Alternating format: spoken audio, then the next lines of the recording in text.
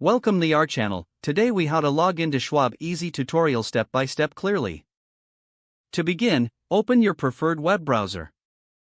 In the address bar, type in www.schwab.com and hit enter. Once the website fully loads, look for the login button at the top right corner of the page. Click on the login button. You will be directed to the login page. Enter your Charles Schwab account username in the designated field.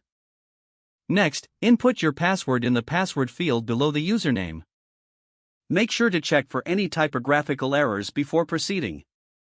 If you wish to stay logged in on this device, check the box next to Remember Me. Once you have entered your credentials, click the Login button. If you have forgotten your username or password, click on the respective links for assistance. Follow the prompts to recover your login information if necessary. After logging in, you will be taken to your account dashboard. From here, you can navigate through various features and tools available to you. If you encounter any issues, please check your internet connection or try again later. Now, you are successfully logged into your Schwab account. If the page does not load, refresh the browser or try again in a private or incognito window. Make sure you are using the correct email address, then retype it carefully to avoid small typos.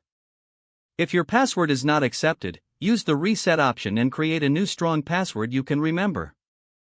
Check your spam folder for verification or security emails, then complete any requested confirmation steps. Enable two-factor authentication if available to improve account security and reduce unauthorized access risk. After signing in, review your profile details so your contact information and settings are accurate and current. If you see an error message, note it down and try again after restarting your device and internet connection. Log out when you finish, especially on shared devices, to keep your account and payment information secure. If the page does not load, refresh the browser or try again in a private or incognito window. Make sure you are using the correct email address, then retype it carefully to avoid small typos. If your password is not accepted, use the reset option and create a new strong password you can remember. Check your spam folder for verification or security emails, then complete any requested confirmation steps.